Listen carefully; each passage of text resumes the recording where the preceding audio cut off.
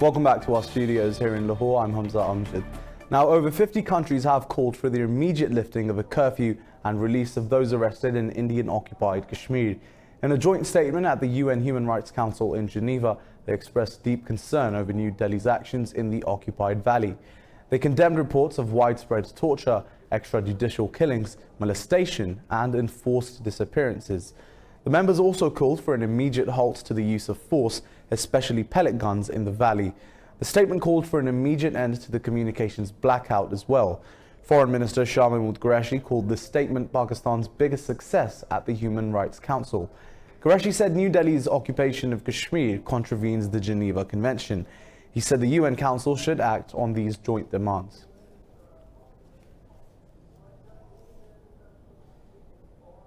Indian occupying forces have martyred a youth in the Sapor town of occupied Kashmir. Martyred Asif was travelling in a car when Indian troops opened fire on the vehicle, killing him on spot. Earlier, Indian troops arrested at least 8 more young people during house raids in the same town. New Delhi's crushing curfew and communications blackout in the valley has now entered its 38th day. Meanwhile, Pakistan has called for strengthening the role of the UN Military Observer Group in India and Pakistan. Pakistan's ambassador to the UN, Maliha Lodhi, said the efficacy of the observer group has become more consequential after Indian ceasefire violations. Iran says it will further scale back its commitments to the 2015 nuclear deal if necessary. In Tehran, President Hassan Rouhani said the US should end its policy of maximum pressure on Iran. Addressing his cabinet, Rouhani asked the US to abandon the policies of warmongers. He said Iran has never started a war or violated its commitments. Last week, Tehran took a third step away from the deal by reactivating its nuclear centrifuges. Iranian officials say Tehran is capable of increasing enrichment further than current levels. The Chief of Staff of the Iranian Armed Forces is visiting China to discuss bilateral defense cooperation. Major General Mohammad Bakari and his Chinese counterpart Li Zuo-cheng will talk about regional developments. During his stay, Bakari will hold meetings with Chinese high-ranking military officials. The Iranian commander will also discuss the establishment of an Iran-China Joint Military Commission. Heading a high-profile military delegation, he will also visit Chinese industrial centers. Iran and China signed an agreement in 2016 to enhance defense cooperation between the two countries.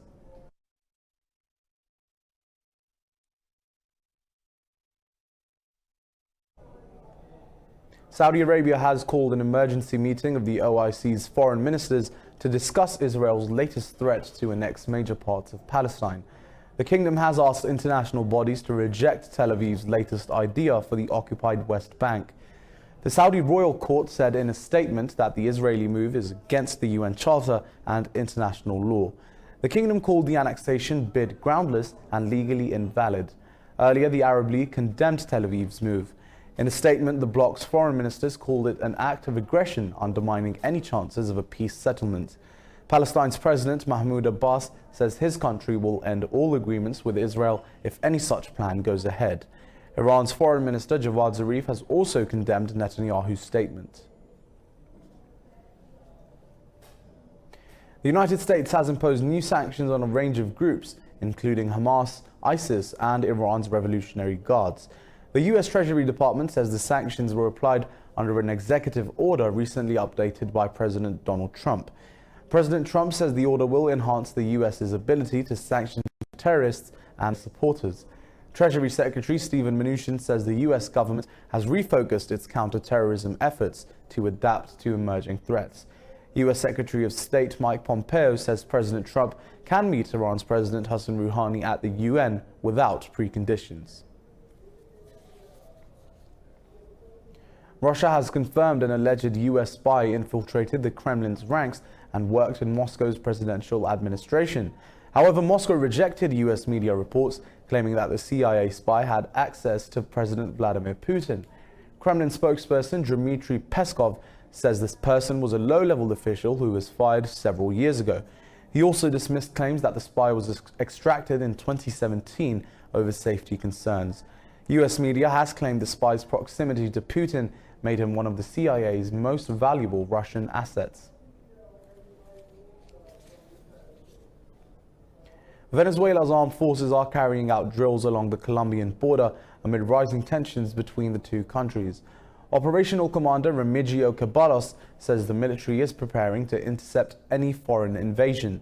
Tensions began rising after the US suggested it would support Colombian border forces earlier this year. President Nicolas Maduro ordered the army to deploy along the 2,200-kilometer border. 150,000 troops were mobilized to carry out security exercises over several weeks. Tanks and missile carriers were also deployed around the La Fria airport in western Táchira. Maduro said he was placing his forces on high alert, expecting a military conflict with Colombia. Colombia's right-wing president, Ivan Duque, has accused Maduro of sheltering FARC dissidents on his territory. Canada has decided to beef up its military presence in the Arctic. This follows Russia's recent boost to troop numbers in the area. In a policy document, Ottawa unveiled a 10-year strategic plan for the resource-rich Arctic region. The Arctic has petroleum deposits and wood, and a major maritime shortcut between Europe and Asia. Now, a new post created by incoming European Commission Chief Ursula von der Leyen has drawn widespread condemnation. She has rebranded the former Migration, Home Affairs and Citizenship portfolio into the Office for Protecting Our European Way of Life. The European Commission has been accused of adopting far-right rhetoric after the post was announced. The new title also garnered criticism from within Brussels for its perceived fascist-sounding name. MEPs criticized the post for sending a worrying message by linking migration with security. Von der Leyen defended the job title, saying it has been part of her political guidelines since July. She has assigned the controversially named office to Greece's Margaritis Shinas. Germany says it will do its part to avoid a proxy war in Libya. Chancellor Angela Merkel has warned the situation in Libya could destabilize the whole of Africa.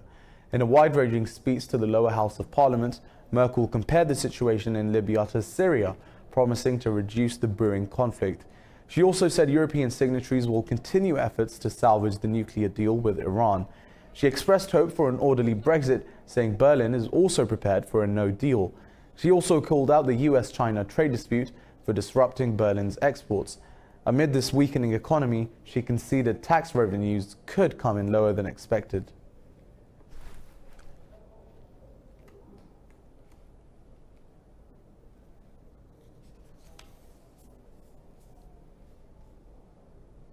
South Sudanese President Salva Kiir and rebel leader Riek Machar will meet today in Juba to sort out differences. The two sides are looking to thrash out an agreement before the November 12th deadline to form a unity government. Presidential spokesman Ateni Wek Ateni says Kiir and Machar confirmed the meeting will take place today. The two leaders met earlier at the State House for a few hours on Monday evening. In Sudan, the ruling Sovereign Council announced it is closer to reaching a comprehensive peace deal with the South Sudanese armed groups. In a statement, the council said the two parties at the Juba talks have agreed on most of the outstanding issues.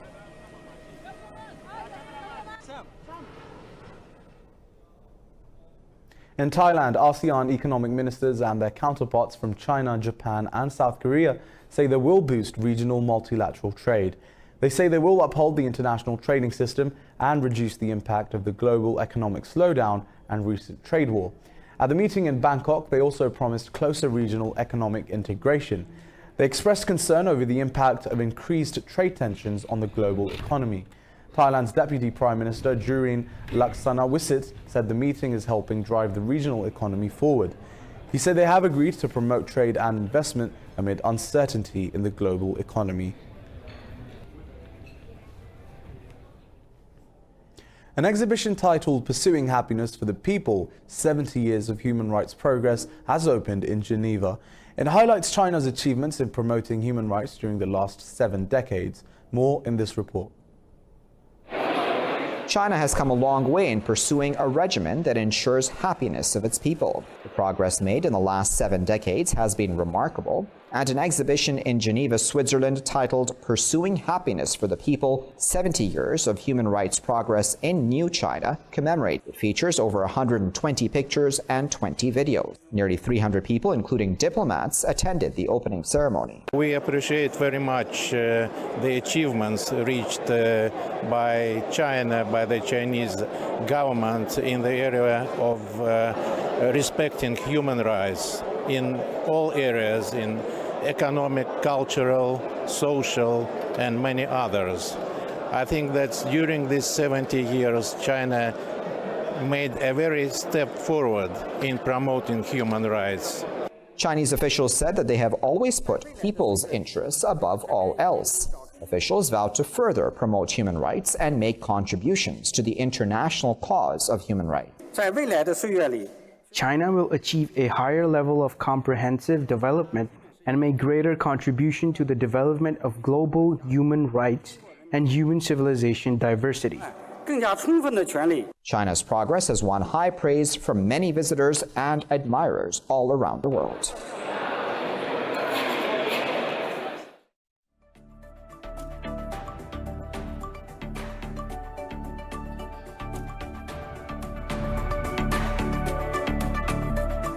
Stockholm offers goat yoga sessions.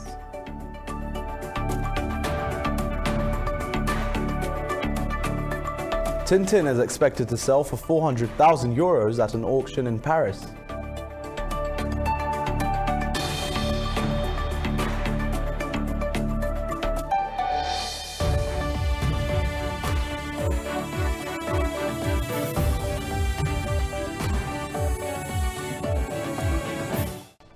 Welcome back. Now in Nigeria, a banned Shia organization claims police killed 13 of its members on Ursula Day. The group says 10 marchers were also injured in a crackdown on the religious procession. The Islamic movement of Nigeria says its people were killed in states across the country's north, including Kaduna, Bauchi and Gombe. Police dispute the account, saying it dispersed the marchers professionally. The IMN was banned in July after a series of deadly clashes with officials. The United States pledged to offer a temporary refuge to hurricane victims from the Bahamas. Washington's statement comes after hundreds of Bahamians were refused entry to the U.S. because they didn't have visas. U.S. Customs and Border Protection Commissioner Mark Morgan says the U.S. will offer temporary visa status to the hurricane victims. If your life is in jeopardy, you're in the Bahamas, and you want to get to the United States, you're going to be allowed to come to the United States, right? Whether you have travel documents or not. The Bahamas authorities have updated the death toll to 50 as thousands were evacuated from the archipelago's hardest hit islands. Moving on, Americans are commemorating the 18th anniversary of the 9/11 attacks in New York. Over 3,000 people were killed when hijacked airliners crashed into the World Trade Center, the Pentagon, and a field in Pennsylvania. Thousands of people will gather to remember the dead and the attack. Victims' relatives will gather at Ground Zero to pay homage and raise awareness about terrorism. US President Donald Trump is scheduled to join today's ceremony at the Pentagon. In New York City, a service will be held at the 9/11 Memorial. Mourners will gather for the annual reading of the victims' names. In memory of the event, people around the country will also volunteer at food banks, schools, and home building projects. Here in Pakistan, the death anniversary of the country's founder, Muhammad Ali Jinnah, is being observed today with solemnity. People from all walks of life visited the mausoleum of Pakistan's founder on his 71st death anniversary. Various events are being organized to highlight his leadership and relentless struggle for the inception of Pakistan. In their messages, Pakistan's Prime Minister Imran Khan and President Arif Alvi have paid tribute to Muhammad Ali Jinnah, the Qaid-e-Azam.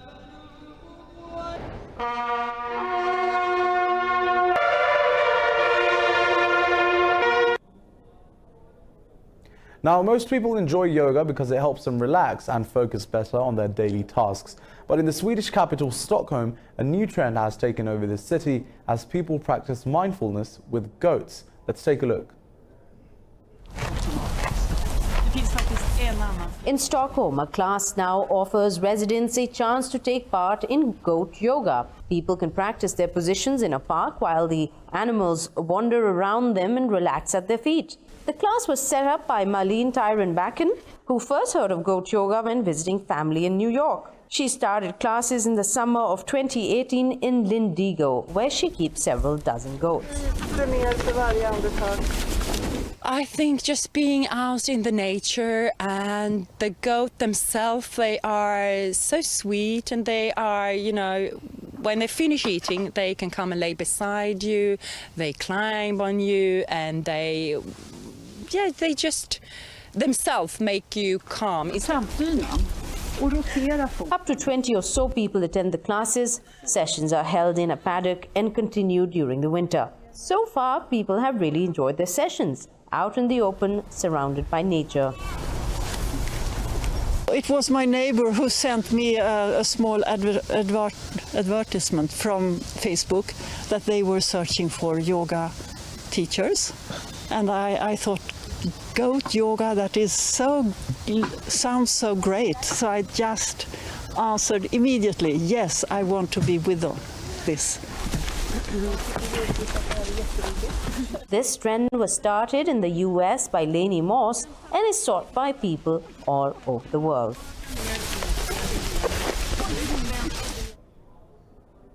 An original Tintin comic strip by Herge was produced in 1942. It is expected to sell for up to 400,000 euros at an auction in Paris the following week. This report has more. Tintin and his creator, Herge, the pen name of Belgian cartoonist Georges Remy, have been controversial over the years.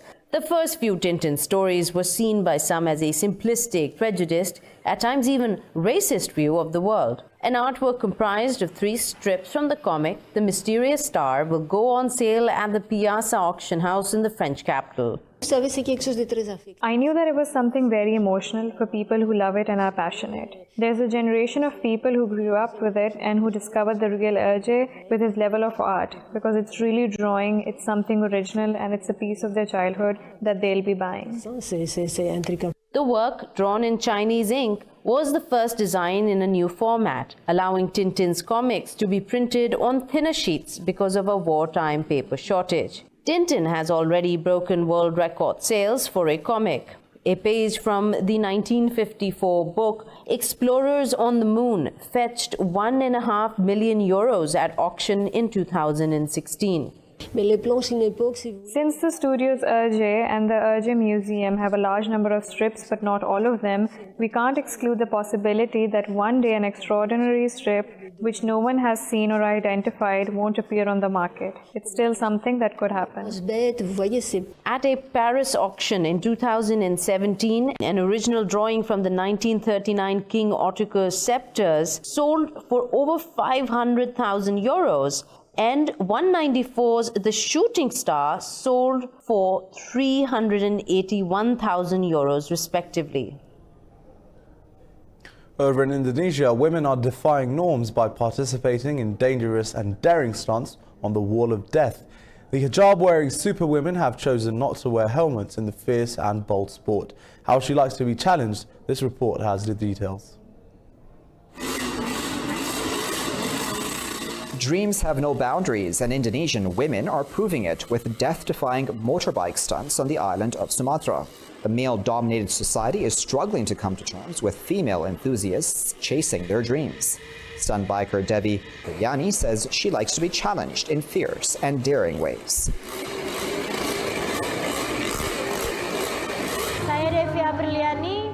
I have been working as a female stunt rider at a traditional amusement park for around 3 years. Here, I want to show that women, though usually considered weak, are capable of doing dangerous things like I do. Other than that, I also like challenges. Spectators say the stunt riders are proving that women are as competent as men. This is the first time I've seen a woman who dares to be a stunt rider. Typically, people would think only a man dares to do that. So, in my opinion, she is so brave. I'm excited to see her in action. It shows women can also do things that men usually do. It's so cool. Nggak kalah perempuan. The women motorbikers chose to wear headscarves to avoid negative criticism in a conservative society. I always maintain my appearance while I'm working, as some people still have negative opinions about women doing my line of work, so I hope there will be less negative thinking. It can be difficult to make ends meet performing at carnivals, but their enthusiasm and love for stunts is breaking new ground for women in the country.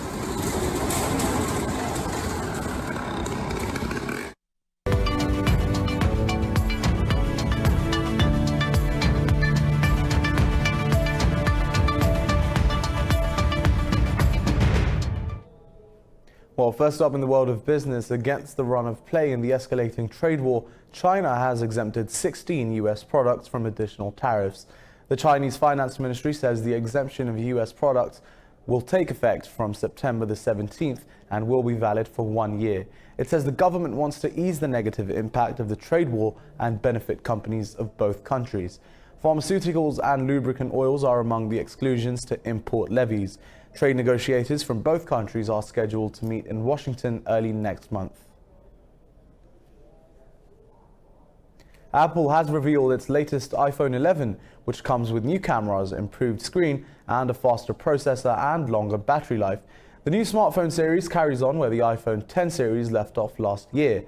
Apple said it paired the new phone's 3 cameras for color and exposure, pushing the iPhone as a filmmaking system. iPhone sales have declined for the past 2 fiscal quarters.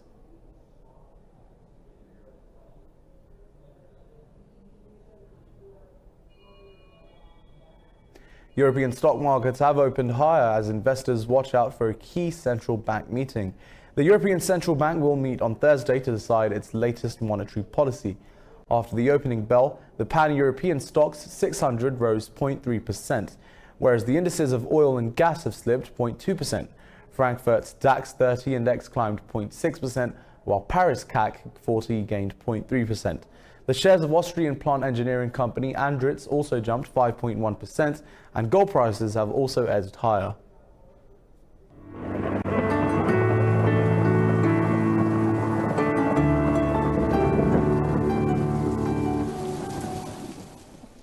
Well, it's 38 degrees here in Lahore, but let's take a look at the weather around the world.